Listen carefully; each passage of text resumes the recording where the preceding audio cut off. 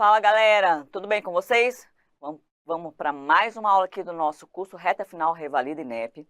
E hoje a nossa aula é sobre apendicite aguda, principal causa de abdômen agudo e inflamatório, um dos temas mais frequentes nas provas do Revalida, certo? Abdômen agudo inflamatório, apendicite aguda.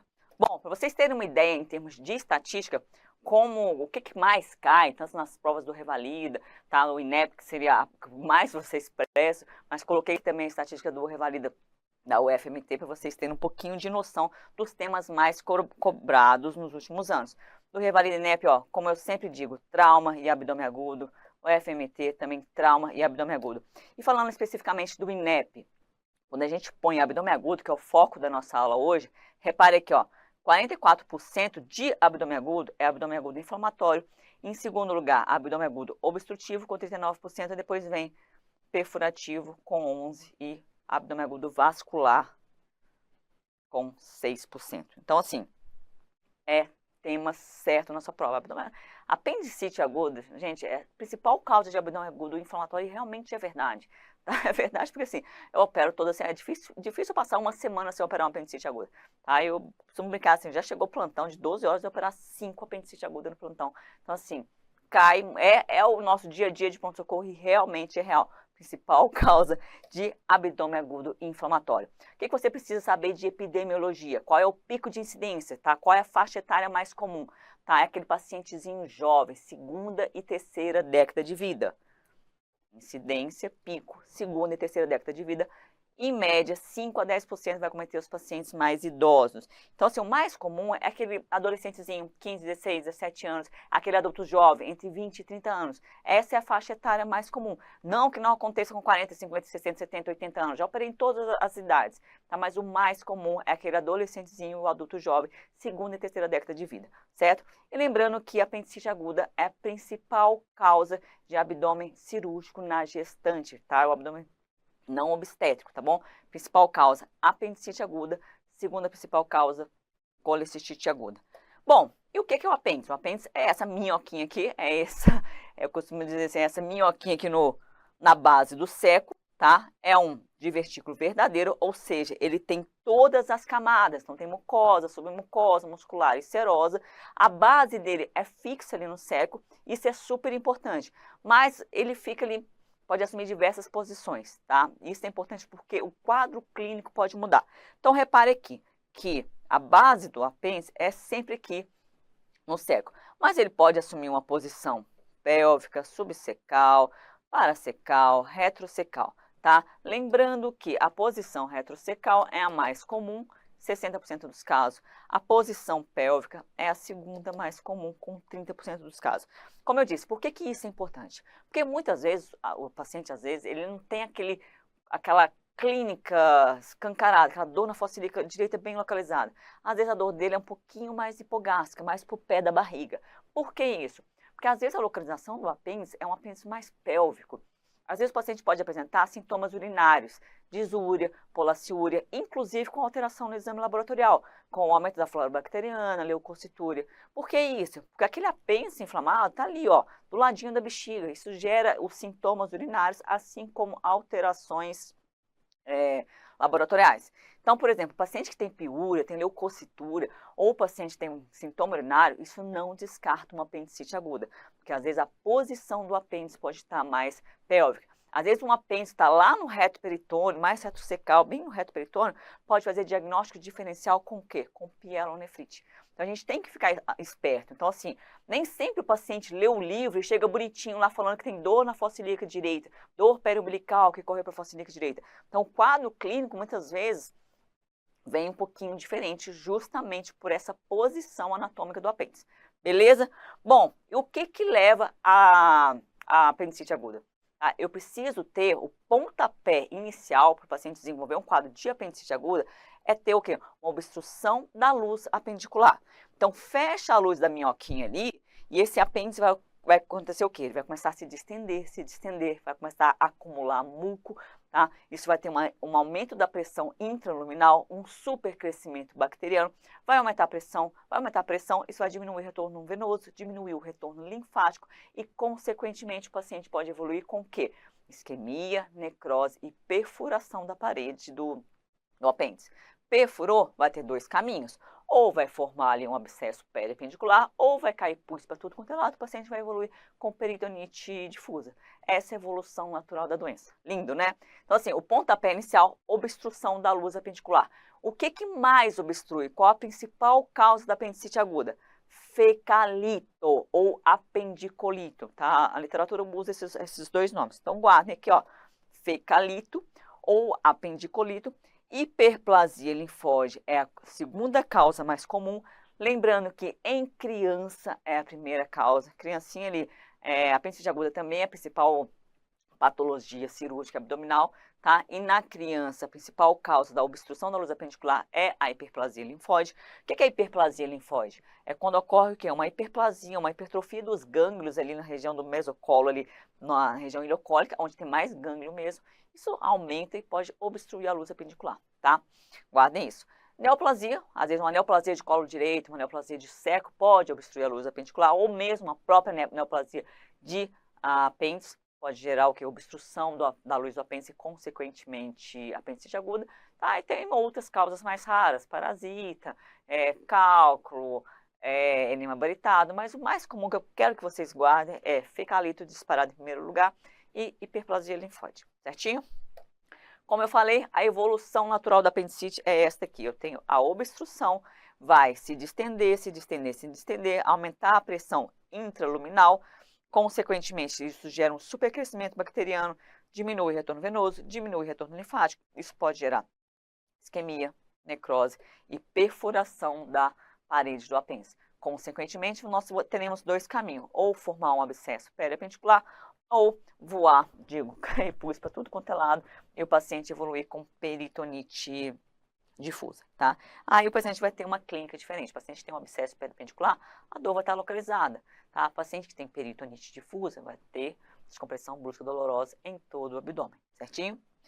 Bom, em relação à flora bacteriana mais comum encontrada, principalmente naquelas apendicites complicadas com perfuração, tá? Então, a flora bacteriana mais comum é a flora colônica, tá? O que a gente tem no colo? Bactérias gram-negativas e bactérias anaeróbias, certo?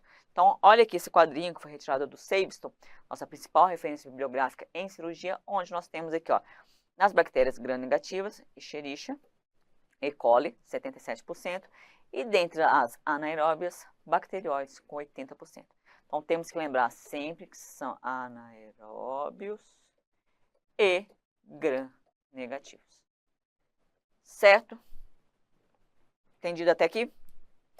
Bom, bora para a parte mais importante. Qual que é o quadro clínico? O que o paciente apresenta? E isso aqui é muito importante, porque na grande maioria dos casos, tá? Basta o quadro clínico para você o quê? Fazer diagnóstico e indicar o melhor tratamento para o paciente.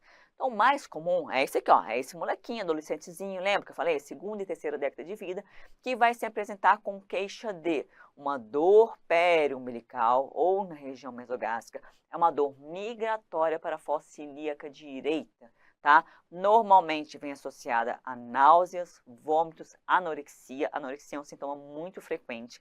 O paciente pode apresentar febre. A febre da apendicite, quando está presente, é uma febre baixa, normalmente de até 38 graus e meio. O paciente não se apresenta com febre alta. Se o paciente tem uma apendicite aguda e tem febre alta, ou é provavelmente uma apendicite assim, já mais, uma evolução mais arrastada, já com peritonite purulenta, um quadro mais evoluído. Tá? Paciente que tem um quadro clínico inicial com 1, 2 dias, a febre quando está presente, geralmente é febre baixa. Tá? Eu coloquei o sinal de Bloomberg aqui, eu já vou descrever para vocês, mas o sinal de Bloomberg é o sinal mais clássico, é o sinal clássico da apendicite aguda. Não que esteja presente só na apendicite aguda, mas é o sinal clássico da apendicite aguda.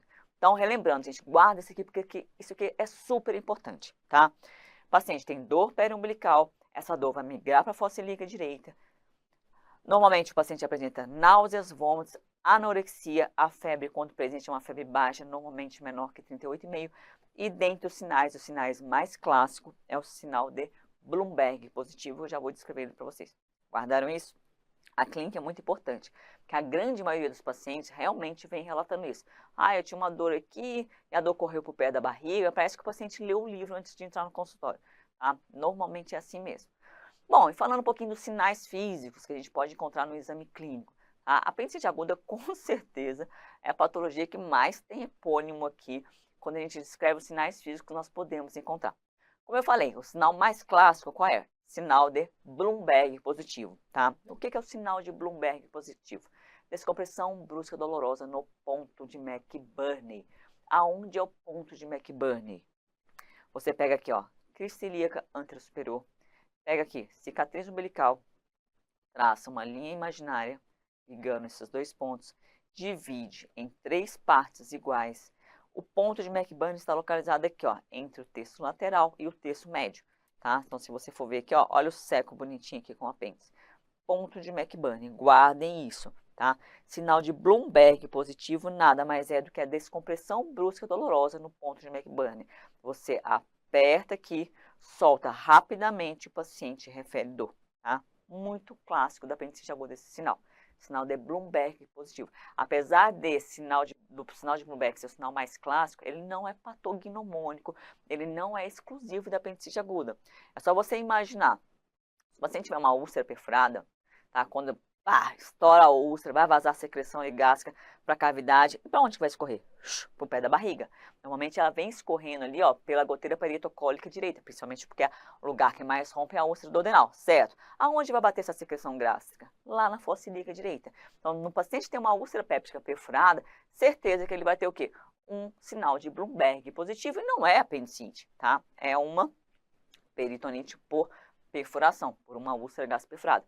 Então, guardem isso, não é um sinal patognomônico, ele é típico da apendicite aguda, é super comum, mas não é patognomônico. E por que acontece esse sinal? Por irritação peritoneal, tá? Quando a gente estuda abdômen agudo, a gente estuda lá dor visceral, dor parietal. Então, é um tipo de dor parietal, onde aquele apêndice, aquela minhoca inflamada, está encostando no peritônio parietal. É uma dor somática, por isso que é uma dor muito bem localizada, certinho? Bom, outro sinal super importante da apendicite aguda que costuma cair em prova, sinal de Hovsing. O que é o sinal de Hovsing? É quando você vai apertar o quadrante inferior esquerdo e o paciente vai referir dor no quadrante inferior direito. O que acontece? É isso aqui, ó. Você aperta do lado esquerdo, os gases do cólon vão voltar em direção ao seco, que está aqui, ó, do lado do apêndice todo inflamado, e o paciente refere dor. Sinal de Hovsing positivo, também super comum e as bancas adoram, certo? Outro sinal também importante da apendicite aguda, sinal do ilho-pessoas. Como é que eu testo esse sinal do ilho-pessoas? Então, eu vou colocar o paciente deitadinho aqui em decúbito lateral esquerdo e vou puxar o membro inferior dele para trás, tá? Vou fazer uma extensão do quadril. Normalmente, o sinal do ilho-pessoas, ele é mais comum naquelas apendicites retrosecais. Então, repare que com esse movimento aqui de puxar a perna para trás, o que acontece com o apêndice que está inflamado? Vai se aproximar aqui do músculo ilíaco e do músculo psoas, que está lá atrás no reto peritônio. Por isso, o sinal do ilho-pessoas é mais comum naqueles apêndices retrosecais, retroperitoneais. Então, tem lógica, puxou a perna para trás, aquele apêndice está inflamado, vai se aproximar dessa musculatura posterior, tá? Tudo tem lógica na medicina, quase tudo. Bom, sinal do obturador, tá? Outro sinal também cobrado em prova. Como que você testa esse sinal? Coloca o paciente em posição supina, você vai fazer o que? Uma flexão da coxa, seguida de rotação interna do quadril. É mais comum nos apêndices pélvicos, onde com esse movimento o apêndice vai se aproximar aqui, ó, do músculo obturador interno, tá? Então, sinal do obturador é mais comum naquelas apendicites pélvicas. Sinal de Lipinski, mesma coisa, põe o paciente em posição supina e você vai elevar, fazer uma extensão aqui do membro inferior. O paciente vai referir dor na fossa ilíaca direita. Outros sinais, como eu falei, a apendicite aguda é o que mais tem de sinal, tá? Um sinal comum que também costuma cair em prova é o sinal de Lenander, tá? Apesar de não ser muito prático, eu mesmo nunca fiz, você vai aferir a temperatura retal e a temperatura axilar do paciente. O sinal de Lenander, há uma diferença de pelo menos 1 grau, tá? Entre a temperatura retal e a temperatura axilar. Então, a temperatura retal tem que estar maior, pelo menos 1 grau em relação à temperatura axilar. Sinal de Lenander, beleza? Bom, sinal de Dunphy é quando o paciente tosse e sente dor na fossa ilíaca direita. Esses aqui são os mais comuns, tá? Esses que eu mostrei a figurinha. Sinal de Lenander e sinal de Dunphy. Mas outros sinais também descritos na literatura que pode surgir na sua prova, mas eu acho muito pouco provável que o INEP cobre isso. Sinal de Heron, tá? Você vai fazer uma compressão da fossa ilíaca direita no ponto de McBurney e o paciente sente dor no precórdio. Sinal de Schuttro, tem um desvio da cicatriz umbilical para o lado direito. Sinal de Tenhorne, você vai fazer uma tração do testículo direito e o paciente tem dor na fossa ilíaca direita. Sinal de Summer, uma hiperestesia na fossa ilíaca direita. Sinal de Markley, isso aqui é comum, isso aqui eu peço muito para o paciente fazer. O sinal de Markley, você pede para o paciente ficar na pontinha do pé e soltar o calcanhar contra o chão. O paciente tem dor na fossa ilíaca direita. Sinal de Lopp-Cross é mais em criança, onde o paciente pode apresentar uma semi-ereção peniana. E sinal de Chandelier, dor à manipulação do colo uterino. Isso aqui é importante por quê? Ah, mas dor à manipulação do colo uterino não é uma DIPA, não é uma doença pélvica aguda? Pode ser, é mais comum. Mas naquela apendicite tem localização pélvica. Qualquer processo inflamatório pélvico pode ter sinal de Chandelier positivo, que nada mais é que dor à manipulação do colo uterino. Não precisa ser uma doença ginecológica. Pode ser uma apendicite com localização pélvica, tá bom? Bom, bora continuar? Continuando ainda sobre o quadro clínico, estou falando aquele quadro clínico escarrado, dor na fossa ilíaca, dor periumbilical com radiação para a fossa ilíaca direita, normalmente associada a náuseas, vômitos, anorexia, a febre quando presente uma febre baixa, certo? O paciente pode apresentar o quê? Defesa na fossa ilíaca direita, sinal de Bloomberg positivo, tá? Baseado nesses sinais, sintomas e no laboratório, principalmente aquele leucograma, foi desenvolvido o score de Alvarado, tá? O que é o score de Alvarado? Ele pega 3 sinais, ele pega 3 sintomas e 3 sinais clínicos e o hemograma, e a partir daí ele vai calcular ali a probabilidade do paciente ter ou não um quadro de apendicite aguda, baseado nesse score. Então, para você ter uma ideia aqui, ó, de sintoma, o paciente que tem uma dor migratória, ou seja, aquela dor na região periumbilical que migrou para a fossa ilíaca direita, ele vai ganhar 1 ponto. Isso aqui é bem típico de apendicite. O paciente que tem anorexia, ele vai ganhar mais 1 ponto. Náusea e vômito, mais 1 ponto. No exame físico, o paciente que tem defesa no quadrante inferior direito, ou seja, na fossa ilíaca direita, ele ganha 2 pontos. Descompressão brusca no quadrante inferior direito, ou seja, sinal de Bloomberg, descompressão brusca dolorosa positiva, 1 ponto. Febre maior que 37,5, 1 ponto. E no laboratório, o paciente tem uma leucocitose maior que 10.000, ganha 2 pontos. E se essa leucocitose tiver desvio à esquerda, 1 ponto. Tá? Professor, precisa decorar isso? Eu acho muito pouco provável que o INEP cobre isso. Já vi banca de residência cobrar, não gosto, não é o tipo de questão que eu gosto. Mas é para você ter uma noção que isso aqui te ajuda muito. Que baseado nessa pontuação, você praticamente pode excluir uma apendicite aguda, como pode falar assim, não, esse paciente tem uma alta probabilidade de ser uma apendicite aguda, eu vou pedir um exame complementar. E é justamente isso que o score te dá. 0 a 3, baixa a probabilidade de ser uma apendicite aguda, eu vou ter que procurar outras patologias. Maior que 4, provável apendicite aguda, tá? Provavelmente aqui eu vou pedir exame complementar. Daí vai depender se é gestante, se é paciente em idade fértil, se é criança. Nós ainda vamos falar sobre os exames complementares. Agora, se eu tiver um paciente com um score maior que 7, alto risco de apendicite aguda. Então, assim, o score te ajuda bastante a pelo menos não mandar o paciente embora para casa com apendicite aguda. Então, assim, é super importante. Como eu falei, não é padrão do INEP cobrar aqui, assim, quantos pontos o paciente tem de acordo com o score de Alvarado. Mas você tem que ter uma noção quais são os critérios que o score de Alvarado utiliza, beleza? Bom, isso aqui é importante e a prova do INEP já cobrou, tá? Como eu falei, a apendicite aguda é a principal causa de abdômen agudo inflamatório. A gente tem que estar ciente que várias patologias podem ter um quadro clínico semelhante. E você tem que estar esperto para saber fazer o diagnóstico diferencial. Então, quais são os principais diagnósticos diferenciais da apendicite aguda? Vamos começar com o mais comum, linfadenite mesentérica. Tá? É mais comum naquela criança em fase pré-escolar, no adolescente. O que acontece? É aquela hiperplasia dos gânglios linfáticos ali na região ileocórica e o paciente vai cursar com o quê? Com dor na fossa ilíaca direita.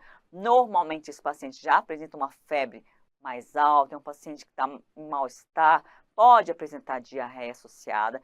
E um fator muito importante que quando cai, costuma estar lá no seu enunciado da prova, normalmente a linfadenite mesentérica, ela vem depois de um quadro gripal, depois de uma infecção de vias aéreas superiores. Então, aquele paciente que estava resfriado, estava gripadinho, uma semana depois ele evoluiu com dor na fossa ilíaca direita, uma febre de 39 graus. Aí você colhe o exame de sangue, o hemograma, ele vai ter o quê? Uma linfocitose, tá? Às vezes um padrão mais viral, e não uma leucocitose, que seria um padrão mais infeccioso bacteriano da apendicite aguda.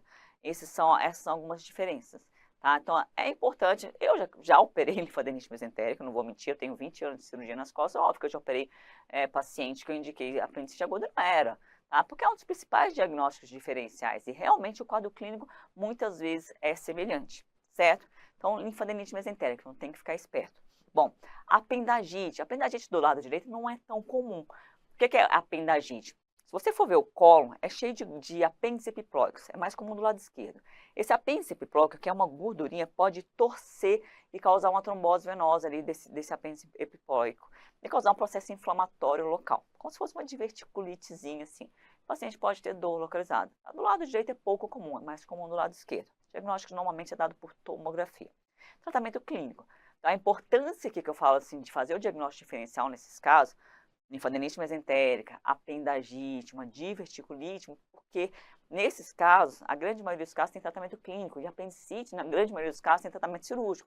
Então, se você conseguir fazer o diagnóstico diferencial antes de indicar a cirurgia, é melhor, você poupa o paciente de uma cirurgia desnecessária, por isso que seria tão importante tentar fazer o diagnóstico definitivo com os exames complementares que a gente ainda vai discutir, certo? Bom, falei da linfadenite mesentérica, da apendagite, diverticulite de Meckel, tá? Diverticulite de Meckel. Divertículo de Meckel é a anomalia congênita mais comum no trato gastrointestinal. É um divertículo verdadeiro que tem o quê? Ele está localizado...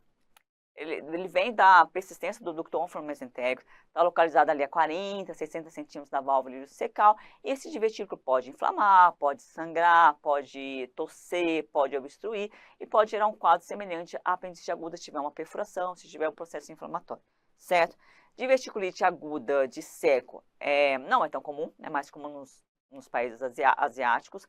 Normalmente a diverticulite aguda é mais comum no colo esquerdo, nós ainda vamos dar aula sobre diverticulite aguda, mas não deixa de ser um processo inflamatório no seco, e o seco está onde? Está do lado do apêndice, então é um processo inflamatório que também pode ter um quadro semelhante à apendicite aguda. Eu costumo brincar quando eu dou aula de diverticulite aguda, que a diverticulite aguda é aquela apendicite do lado esquerdo. Agora, se for do lado direito, não tem para onde fugir, beleza?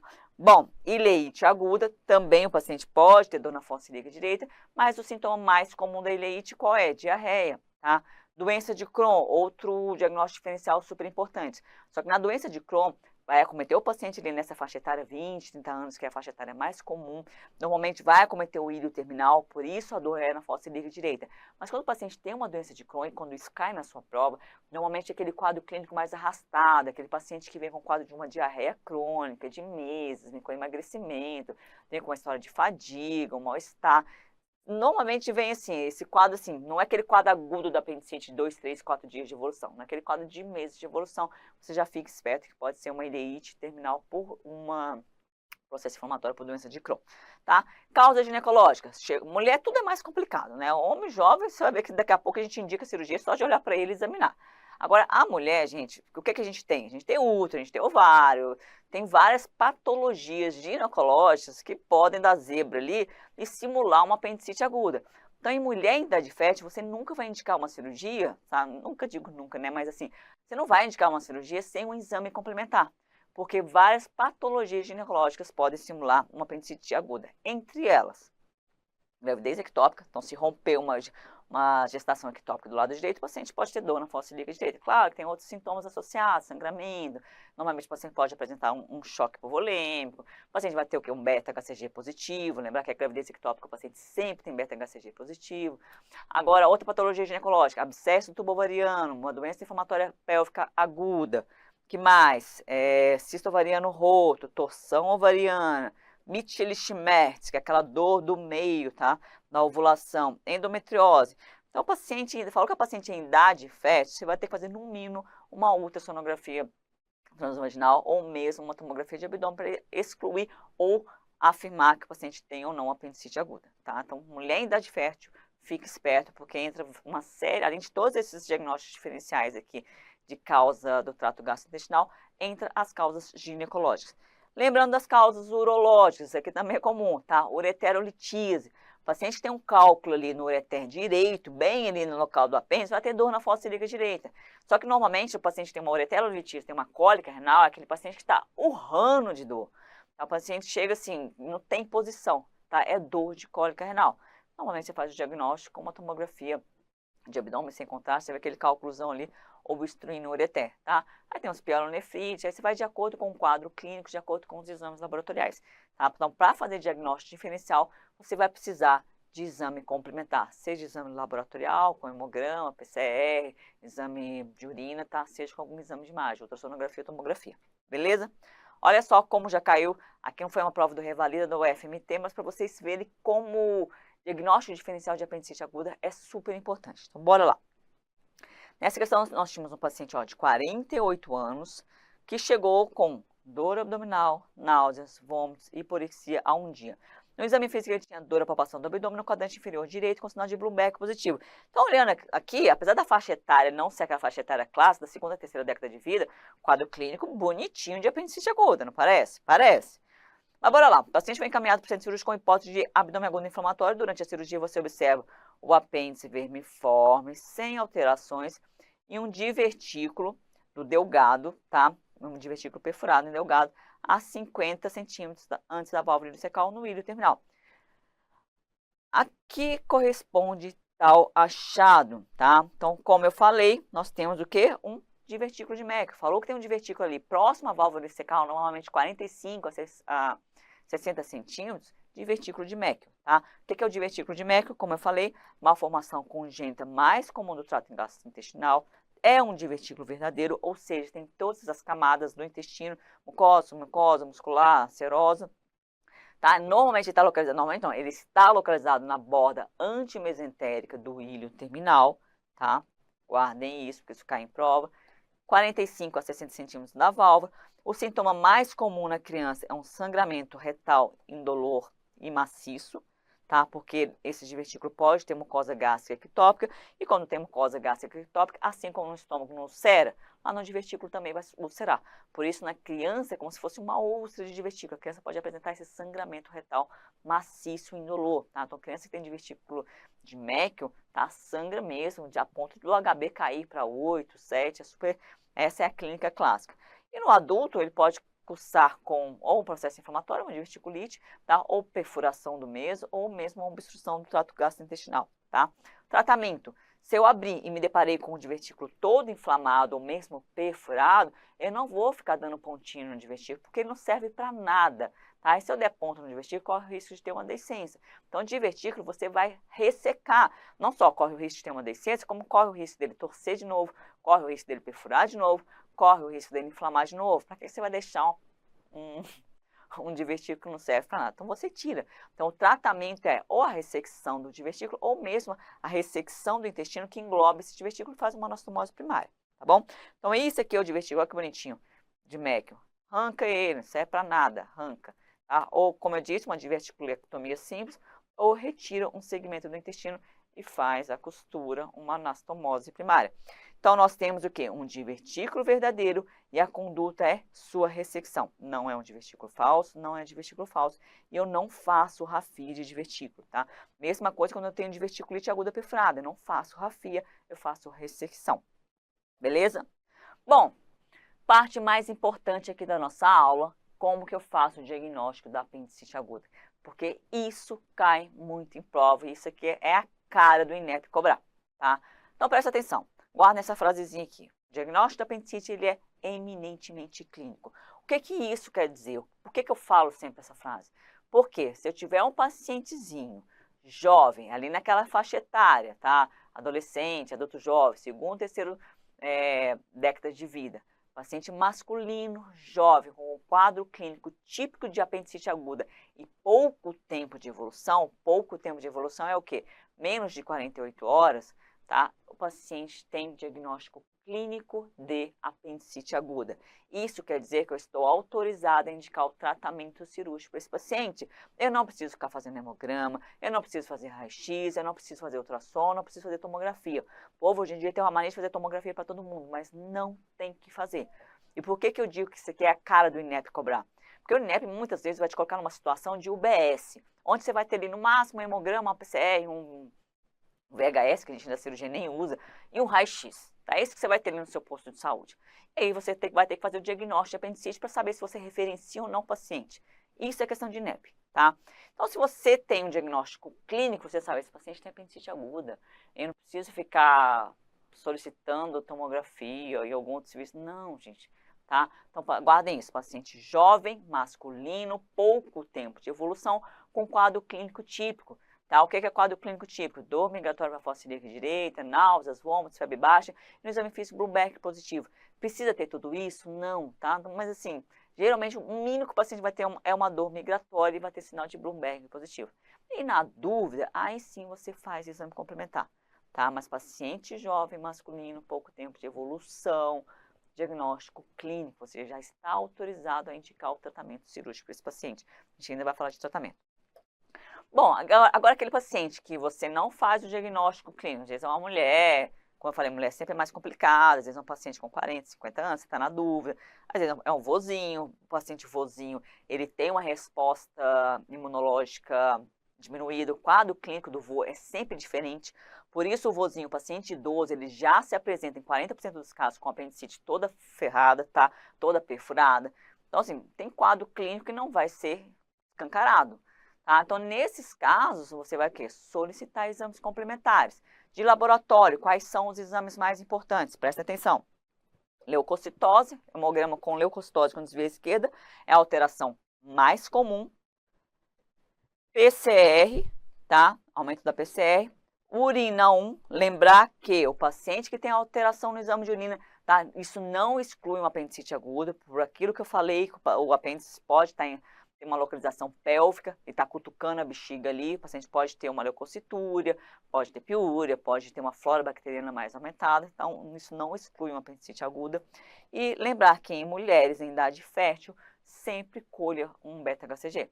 Às vezes aquela paciente tem um beta-HCG positivo, cara, já manda a paciente para ginecologia, menos uma, tá? Porque provavelmente já pode ter uma gravidez ectópica rota, tá? Claro que normalmente o paciente vem com outros sintomas associados, tá bom? Mas é super importante, mulher em idade fértil, solicitar o beta-HCG. Bom, falamos dos exames laboratoriais. E de exame de imagem, o que eu posso solicitar? Como eu falei, às vezes você está lá na sua OBS, você só tem o tal do raio-x. O raio-x ele é super importante, quando a gente fala de abdômen agudo, ele é muito importante aonde? Abdômen agudo perfurativo, onde vou ver o tal do pneumoperitônio. Abdômen agudo obstrutivo, onde vou ver naquela distensão de alças, importante. A gente nem vai ter aula de abdômen agudo obstrutivo. Mas no abdômen agudo obstrutivo eu posso fazer diagnóstico de uma obstrução intestinal alta ou de uma obstrução intestinal baixa. Então eu costumo dizer que o raio-x, a rotina radiológica de abdômen agudo, que é composta por raio-x de tórax com paciente em pé e raio-x de abdômen com paciente em pé e deitado, é muito importante, principalmente nos quadros de abdômen agudo obstrutivo e abdômen agudo perfurativo. No inflamatório, não é tão importante, tá? Mas quais achados eu posso ter no paciente que tem uma apendicite aguda? Presta atenção. Escoliose antálgica, afinal de contas, assim, o paciente está com dor, então ele está torto, né? Então, assim, não é um sinal que o paciente tiver um cálculo uretral, uma nefrolitise, ele vai ter escoliose antálgica. Mas tá bom, o paciente pode ter uma escoliose antálgica, um achado radiológico. Bom, fecalito, tá? Alguns pacientes, não é muito comum, é apenas aqui, ó, 5 a 10% dos casos, eu posso ver essa imagem bonitinha aqui do fecalito. Ó, fecalito. Alça sentinela na fossa ilíaca direita, tá? Que é isso aqui, ó, essa alça parética, tá? Pelo processo inflamatório na fossa ilíaca direita, eu posso ter um apagamento do músculo psoas.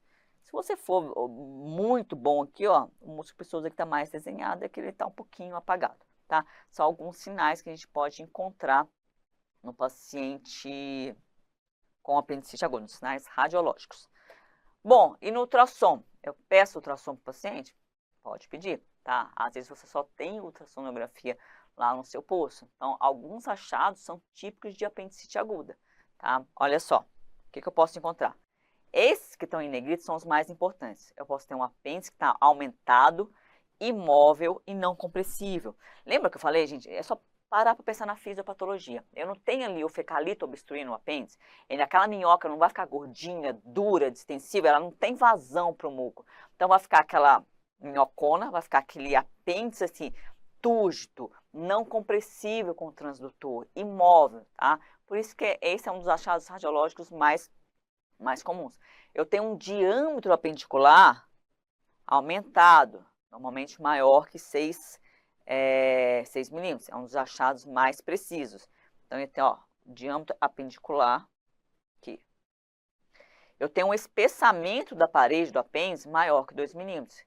Que é isso aqui, ó. Olha a parede espessada. Isso me gera uma imagem alvo. Então, ó, aqui está a melequinha lá dentro, o muco, ó, a parede aqui. Olha o espessamento da parede. Tudo tem lógica. Imagem em alvo da apendicite aguda. Eu posso ter um borramento da gordura periapendicular. Às vezes eu posso ver o fecalito. Eu posso ver líquido livre ou mesmo a formação de abscesso periapendicular. Claro que o ultrassom é um excelente exame, só que depende da pecinha que está fazendo. É um exame totalmente examinador dependente. Então, o ultrassonografista tem que ser bom. Tá? Uma ultrassonografia normal não vai me excluir uma apendicite aguda, porque às vezes o apêndice está em posição retrocecal, então às vezes ele põe lá apêndice secal não visualizado. Não quer dizer que o paciente não tenha apendicite aguda. Então, isso já caiu muito em prova. Ah, o paciente fez um ultrassom, não visualizou o apêndice. Exclua o apendicite? Não, tá? Não exclui, tá bom? Agora, o melhor exame disparado para o diagnóstico de apendicite é a tomografia de abdômen com contraste endovenoso. Não precisa nem fazer contraste via-oral. O Sebiston deixa isso bem claro. Basta o contraste endovenoso para você fazer o diagnóstico de apendicite aguda. Então, é o melhor exame. É para pedir para todo mundo, já que é o melhor exame? Não, não e não. Tá? É que eu costumo brigar com os meus residentes. Tá? Chegou o paciente... Jovem, masculino, quadro clínico típico, pouco tempo de evolução, diagnóstico clínico de apendicite aguda, conduta, apendicectomia centro cirúrgico. Nada de fazer tomografia para todo mundo. Tomografia é para quando você tem dúvida. A tomografia é super importante para as complicações da apendicite aguda, quando o apêndice perfura, tá? E forma principalmente o quê? Um abscesso periapendicular, tá bom? Então, tomografia não é para todo mundo, apesar de ser o melhor exame. Beleza? Quais os achados tomográficos de uma apendicite aguda? É bem semelhante ali à ultrassonografia. Então, eu tenho basicamente o quê? Um diâmetro apendicular aqui um pouquinho aumentado, 7 milímetros. Espessamento da parede, que vai me gerar também o sinal do alvo, maior que 2 milímetros. Borramento da gordura periapendicular, líquido periapendicular, um realce do apêndice, com contraste a gente vê isso melhor. Presença de fecalito pode estar presente em 25% dos casos, abscesso periapendicular. Se você reparar que nesta primeira imagem, o que eu tenho aqui? Ó? Olha a minhocona aqui. Ó. Olha o realce da parede apendicular. Olha esse cinza borrado. Isso é borramento da gordura periapendicular. Então, gente, começa a ver imagem. Ultimamente só cai imagem nas provas. Revalida assim.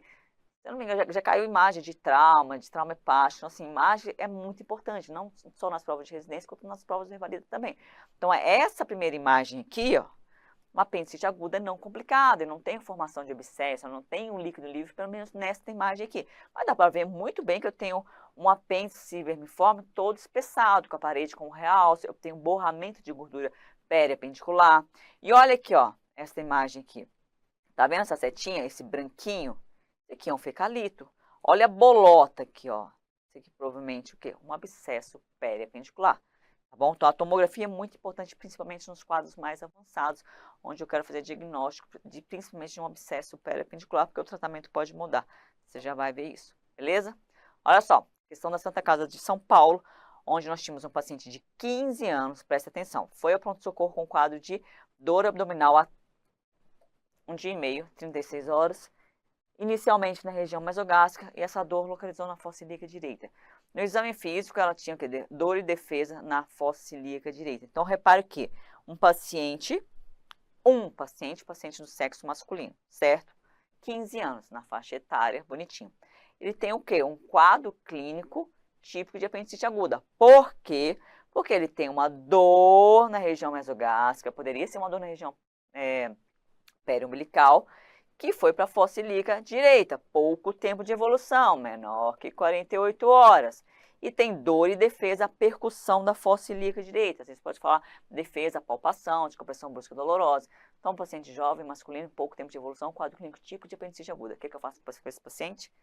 Centro cirúrgico. Apesar de não ter falado sobre o tratamento ainda, esse paciente tem diagnóstico clínico de apendicite aguda, conduta nele, tratamento cirúrgico. Então, vamos lá.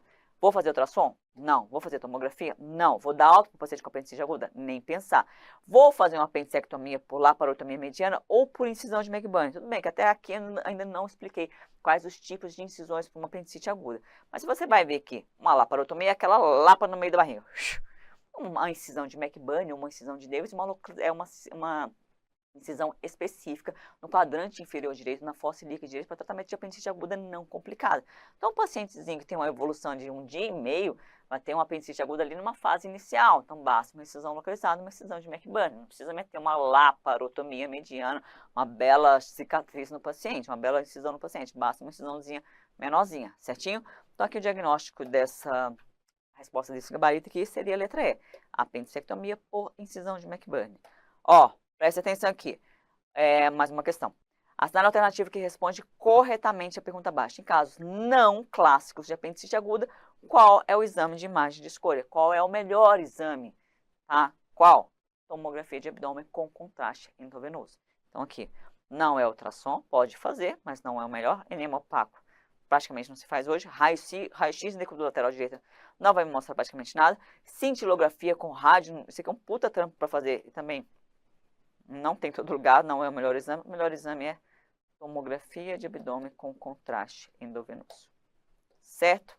E olha essa imagem aqui, ó. Olha essa questão da UFRJ, paciente, ó. Masculino, 26 anos, com febre, dor abdominal e perda do apetite há 12 horas. Não tem aqui falando de dor migratória, nada, mas no laboratório tinha uma discreta leucocitose e foi feita uma tomografia de abdômen. Olha aqui. Olha o fecalitozinho aqui. Tem um fecalitozinho aqui, ó, e um até aqui na ponta. Olha o apêndice. Essa estrutura aqui na segunda imagem, dilatada, tá?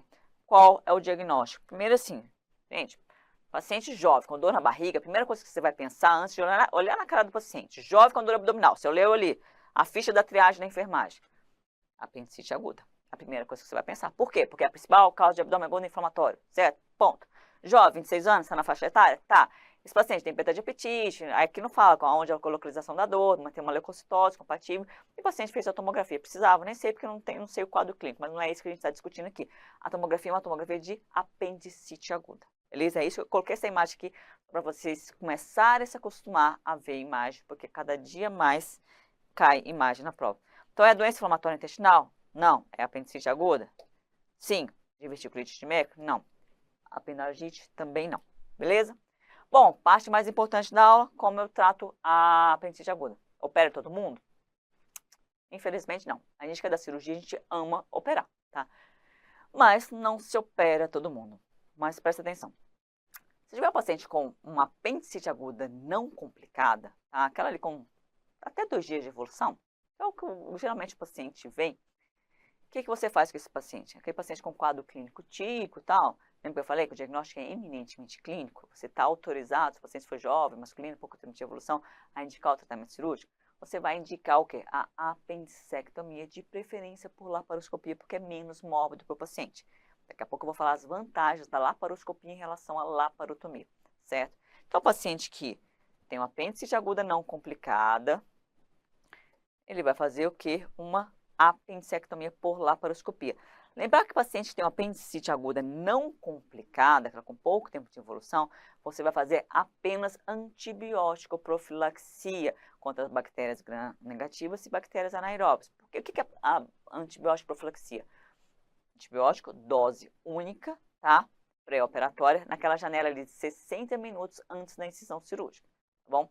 Dose única, você não precisa manter no pós-operatório. Agora, já aquele paciente que tem uma apendicite aguda complicada com perfuração, você já vai ter que fazer antibiótico terapia, ou seja, você vai manter esse antibiótico por um tempo maior, geralmente 4 a 7 dias. O paciente que perfurou o apêndice, lembra que eu falei lá na história natural da doença? para onde que vai? Eu tenho duas possibilidades. Ou vai perfurar para a cavidade inteira e o paciente vai se apresentar com peritonite.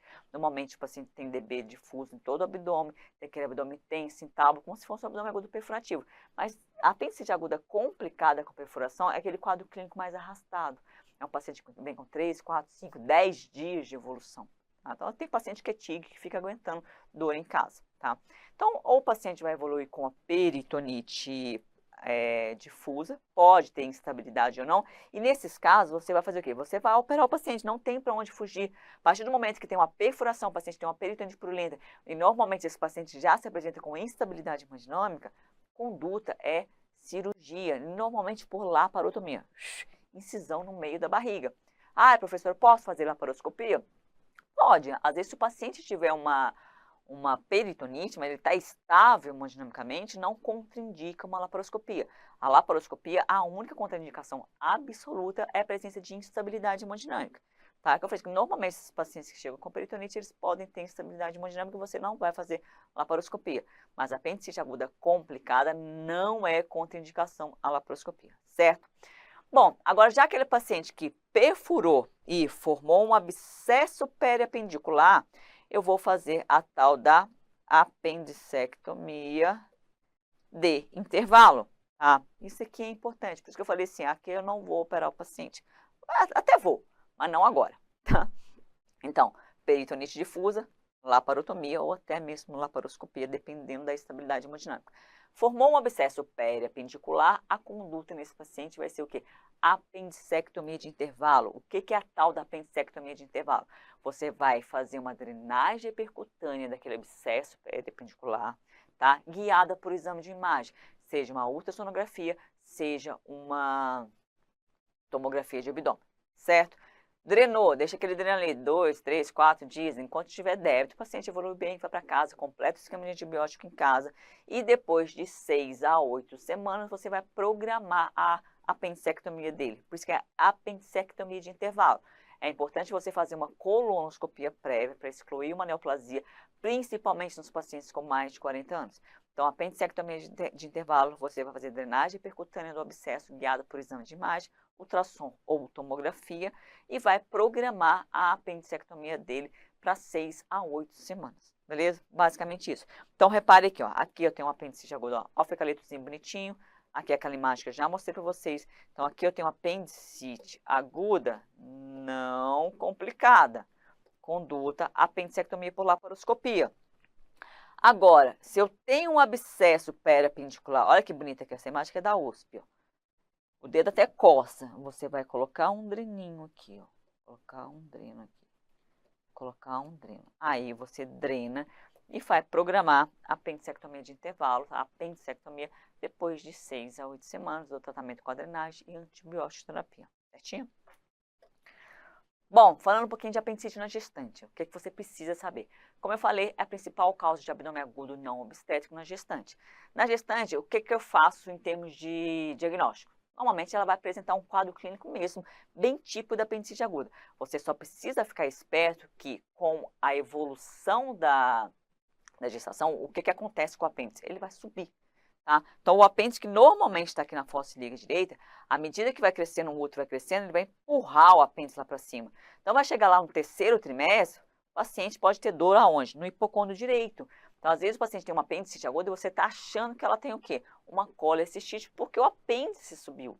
Tá? Então, fique esperto com isso. Então, o que pode mudar, ela pode ter aquela dor migratória, mas a dor não vai para a fossa ilíaca direita, porque o apêndice não está na fossa ilíaca direita, ele está aqui no flanco, a depender do tempo de evolução.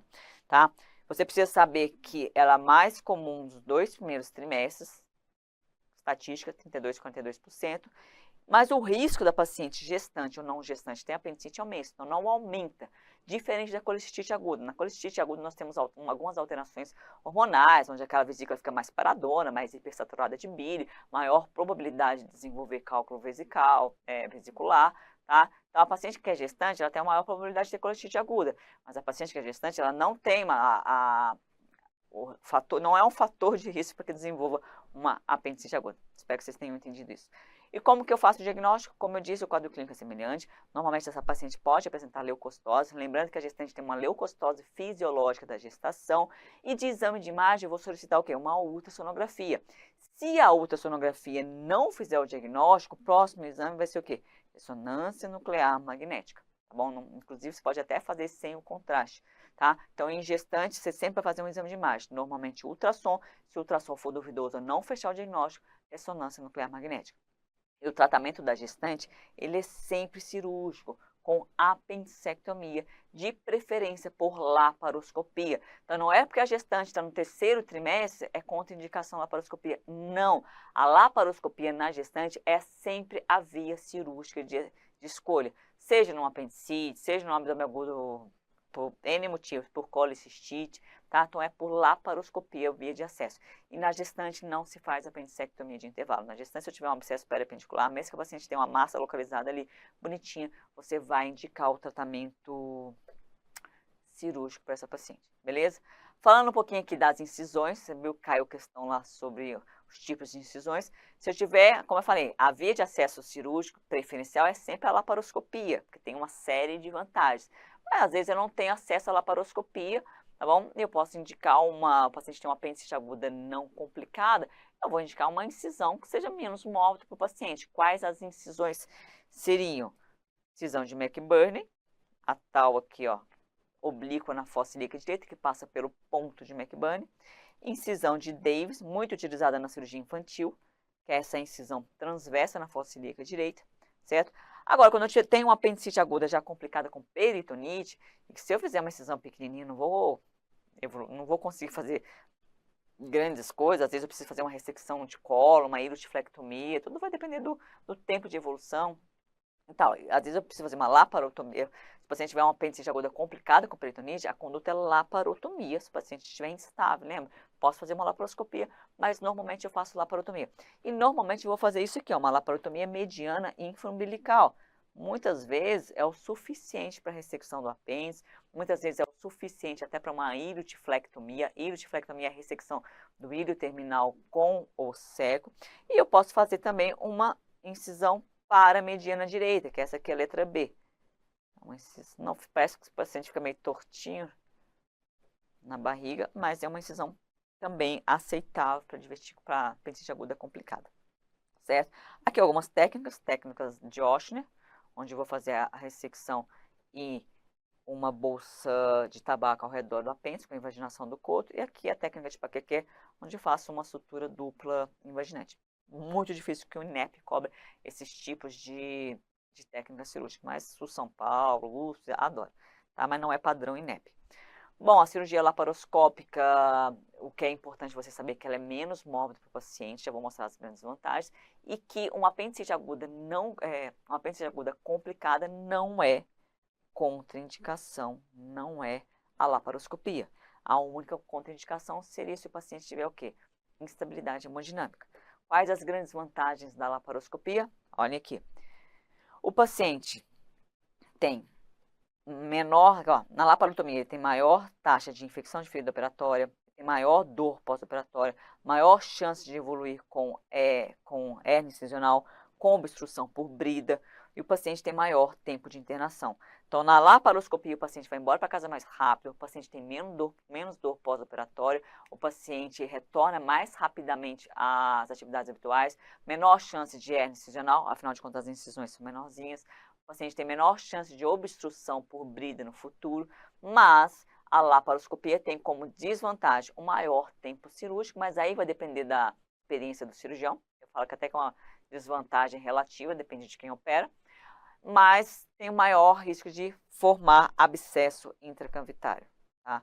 Formação de abscesso intracavitário é mais comum na laparoscopia, principalmente nas apendicites agudas complicadas.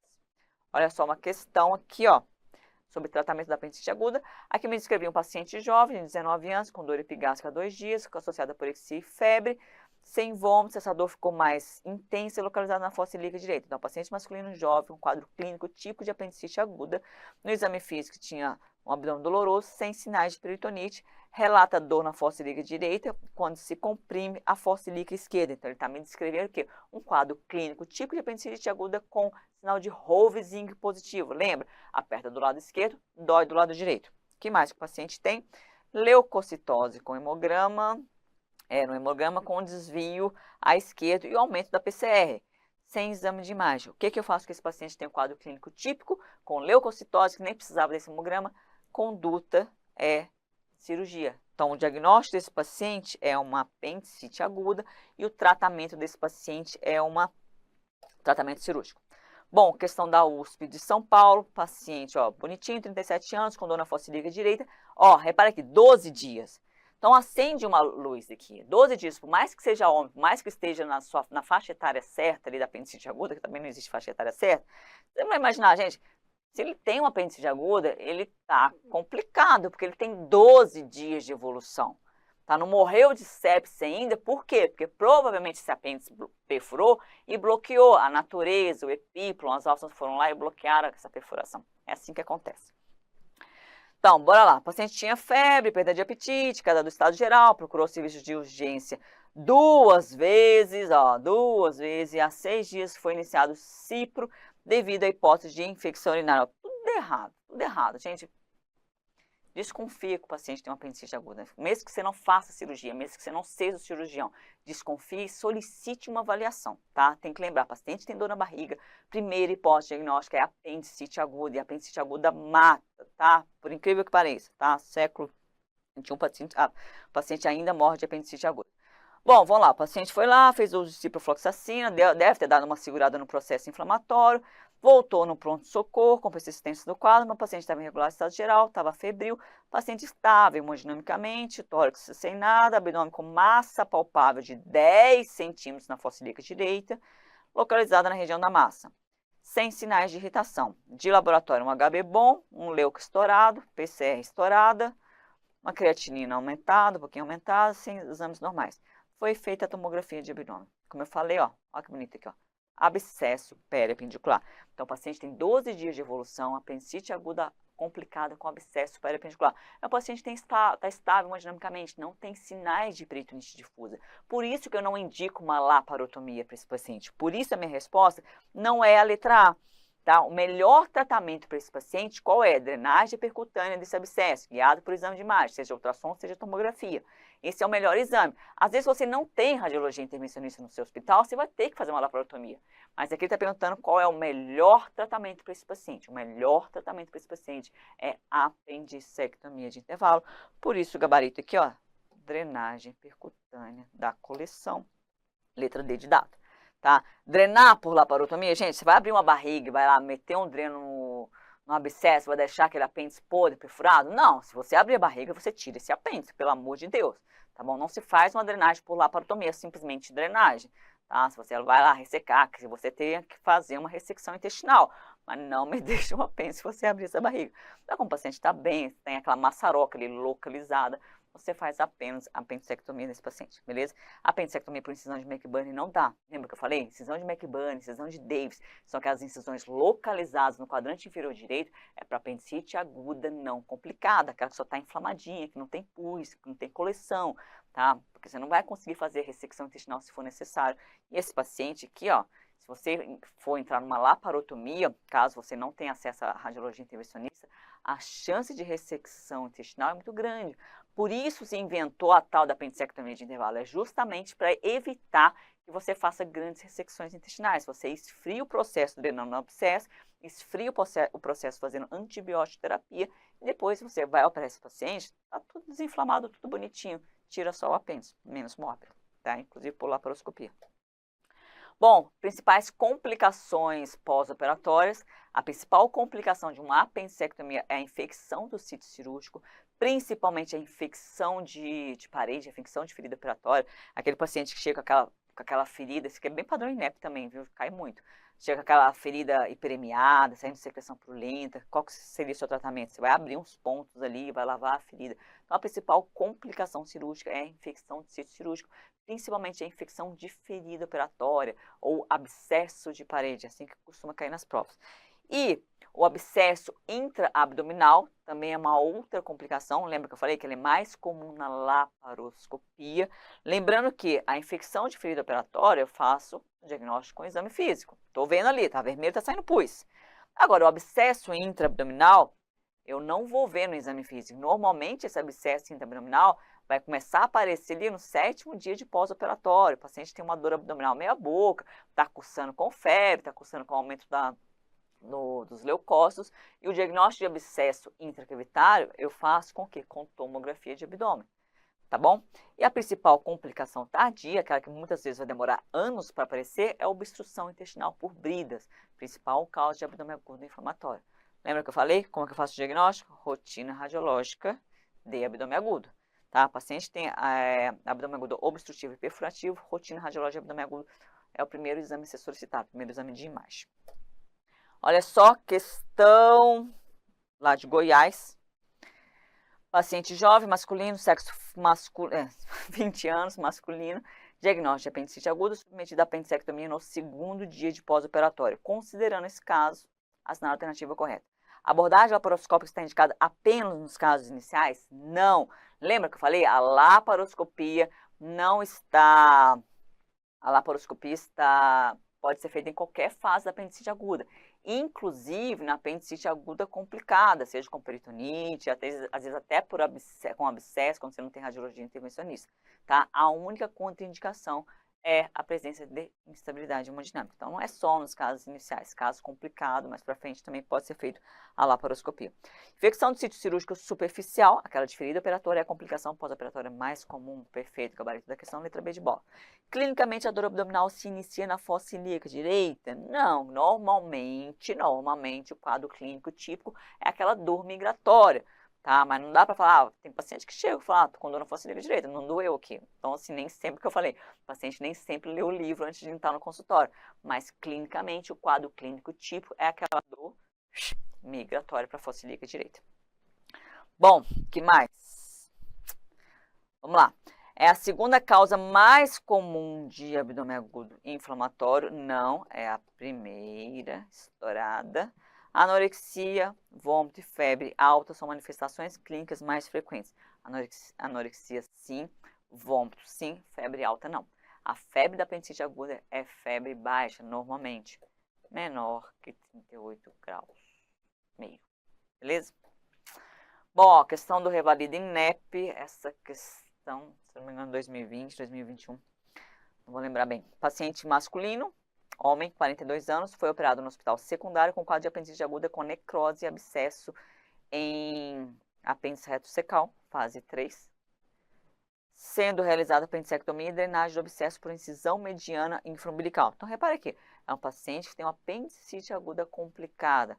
Qual foi o acesso cirúrgico aqui? Poderia ter sido laparoscopia? Poderia, mas não foi. Então, já que você optou por um acesso cirúrgico convencional, laparotomia, ou uma laparotomia mediana, ou uma laparotomia paramediana direita. Bora lá, no 3º dia de pós-operatório, começou a apresentar picos diários de aumento de temperatura axilar. Temperatura axilar de 38,5. Apesar dos antibióticos prescritos, CF, metronidazol, perfeito, porque a CF vai pegar o gram negativo, metronidazol vai pegar o anaeróbio.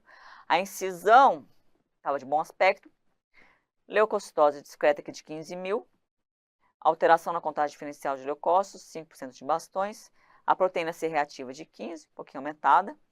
Relatava dor ao tentar fletir a coxa, o examinador exercia discreta pressão contrária ao movimento, a ausculta pulmonar era normal e ruídos hidroaéreos presentes.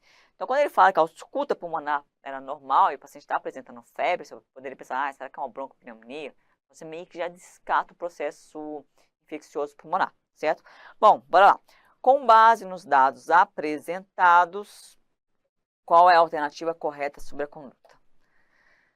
Solicitar radiografia de abdômen em pé e deitado? Bom, o que eu tenho que pensar com esse paciente? Esse paciente teve uma apendicite aguda complicada, fase 3, foi operado bonitinho e no 3º, 4º pós-operatório está apresentando febre. E ele tem uma dor aqui na flexão do quadril. Então, você tem que imaginar que a origem dessa febre, quando a gente estuda complicações pós-operatórias, a gente tem febre no 1º pós-operatório, eu penso em uma telectasia pulmonar, no 3º ao 5º eu penso numa infecção pulmonar, uma pneumonia, uma infecção Geralmente, a partir do quinto, eu vou pensar numa infecção de ferida operatória. Esse paciente não tem, a ferida está sequinha, está bonitinha, não vejo nada. E a partir do sétimo, que é o mais comum, não é o caso do paciente, eu vou pensar num abscesso intracavitário. Então, nesse paciente, por ele ter operado uma apendicite aguda complicada, ele tem uma dor abdominal e ele tem febre, e aqui praticamente me exclui um quadro pulmonar, eu tenho que imaginar que ele tem um abscesso intracavitário. Como que eu faço o diagnóstico de um abscesso intracavitário? Tá? Tomografia de abdômen. O paciente está bem, está estável, não tem por que não tomografar. Tá?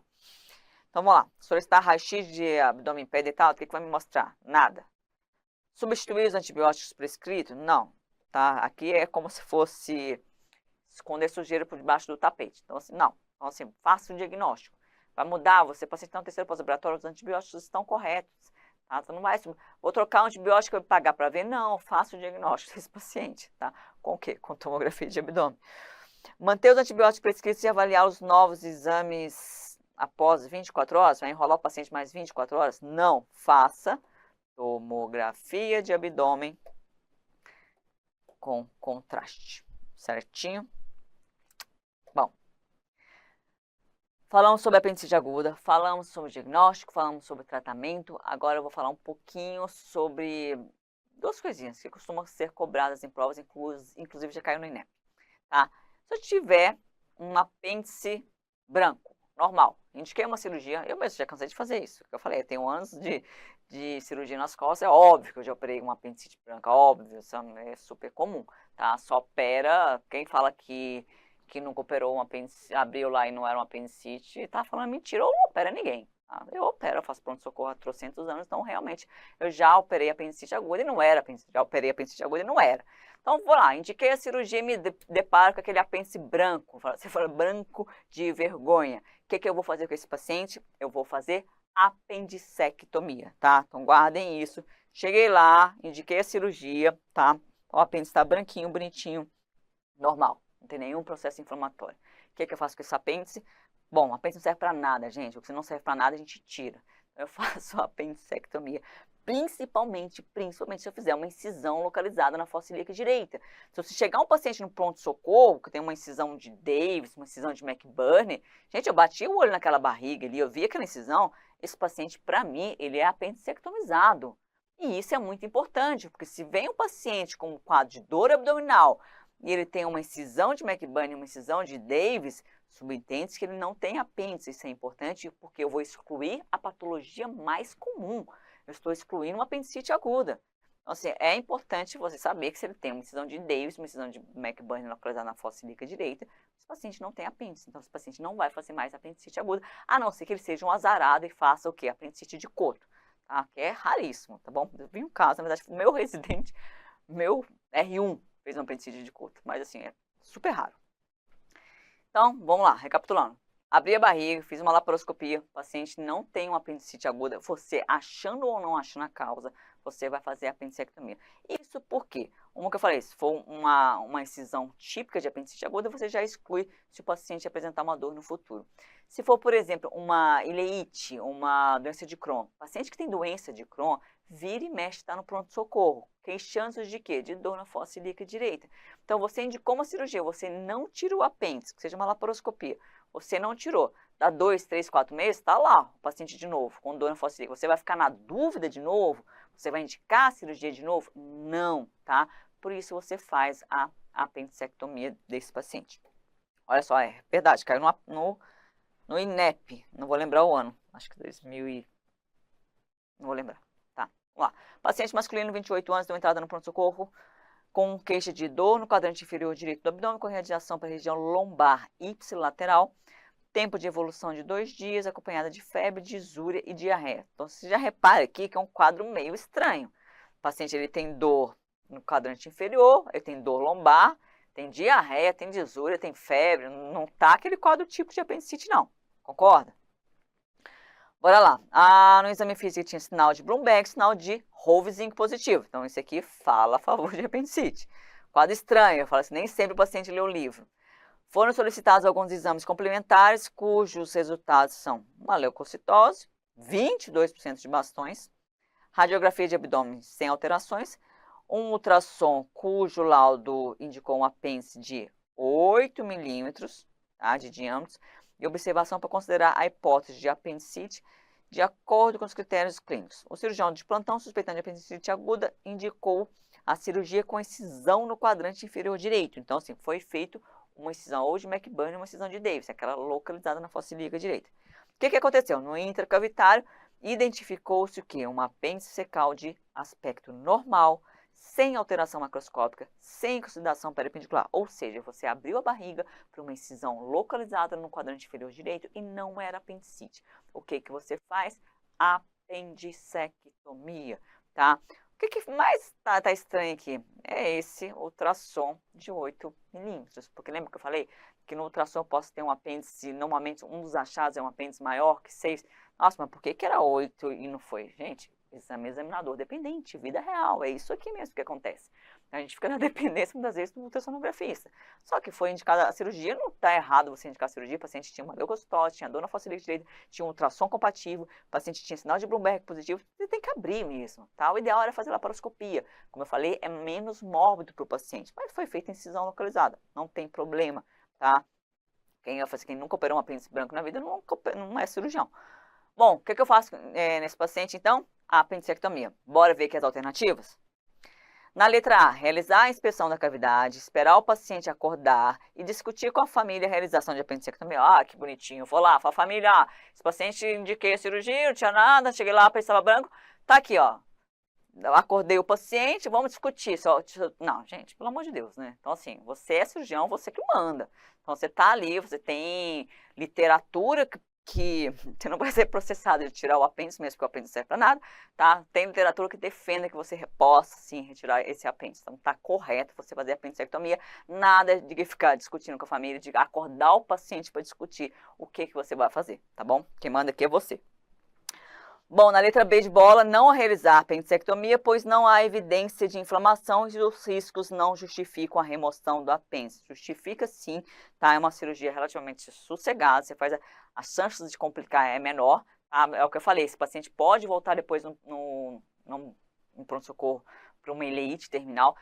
Outra coisa que eu esqueci de falar, então você abriu lá, não acha nada, você vai tentar achar a causa da dor abdominal, afinal de contas você indicou uma cirurgia. Então você vai procurar se o paciente for paciente feminino, se tem um abscesso tubovariano, se o paciente tem uma adenite mesentérica, se o paciente tem uma ileite, se o paciente tem uma diverticulite de Meckel. Então procura ali, se você na laparoscopia você tem acesso a ampla cavidade, é uma das outras vantagens da laparoscopia. Se for uma incisão localizada, você consegue ver o ilho terminal, você consegue passar a mão no ovário, você consegue ver o septo, você consegue ver se tem gânglio hipertrofiado ali na região iliocecal. Então tenta achar a causa, mas mesmo que você ache a causa, você vai tirar esse apêndice, certo? Bom, então na letra B eu falei que não realizar está errado, você tem que realizar a apendicectomia.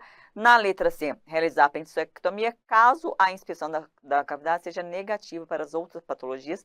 Não, o paciente vai ter uma incisão lá bonitinha de McBurney, você tem que tirar, tá? Porque até então, até que se prova o contrário, esse paciente é apendicectomizado.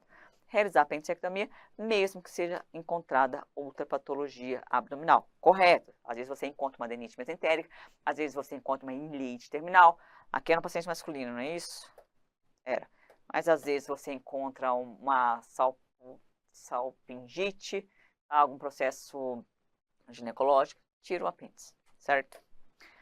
Bom, para a gente acabar a nossa aula de apendicite aguda, vamos falar um pouquinho sobre neoplasia de apêndice, tá? Rapidamente.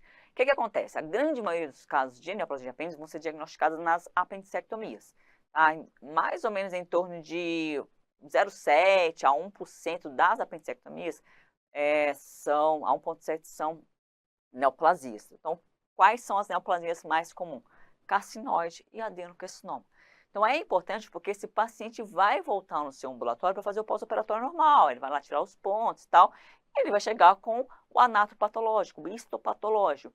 Aí você vai se deparar com um tumor carcinóide ou com um adenocarcinoma. E aí, o que eu faço com esse paciente? Eu preciso operar ele de novo? Depende. Então, o que eu quero que você guarde? Se vier um adenocarcinoma, você trata igual tumor de colo direito. Tumor de colo direito, de seco, de colo direito. O que você faz? Hemicolectomia com linfadenectomia regional. E provavelmente vai precisar de quimioterapia, a depender do anatopatológico. Às vezes vem gangue positivo, tá? O que é importante aqui é você saber se você indica ou não a complementação da cirurgia.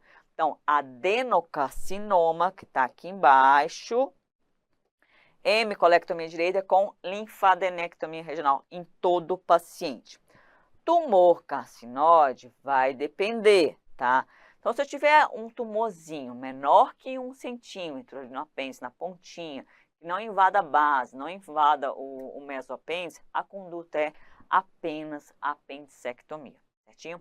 Agora, se eu tiver um tumor carcinoide maior que 2 centímetros, invadindo a base ou invadindo o mesoapêndice, você também precisa complementar a cirurgia com hemicolectomia direita e linfadenectomia regional. Então, aqui, maior que 2 centímetros, faltou aqui maior, envolvimento da base do apêndice ou do mesoapêndice, conduta hemicolectomia com linfadenectomia regional.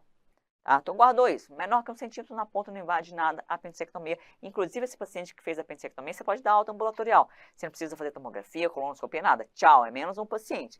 Agora, se tiver um tumor maior que 2 centímetros, invadindo a base ou invadindo o mesoapêndice, esse paciente precisa complementar o tratamento com hemicolectomia e linfadenectomia regional.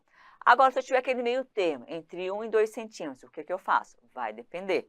Então, se eu tiver um meio termo aqui, ó, entre 1 e 2 centímetros, que tenha invasão do mesoapêndice profunda maior que 3 milímetros, margem positiva ou incerta, uma maior taxa proliferativa, uma invasão linfovascular ou mesmo uma histologia mista, por exemplo, um adenocarcinoma misturado, conduta hemicolectomia direita com linfadenectomia regional.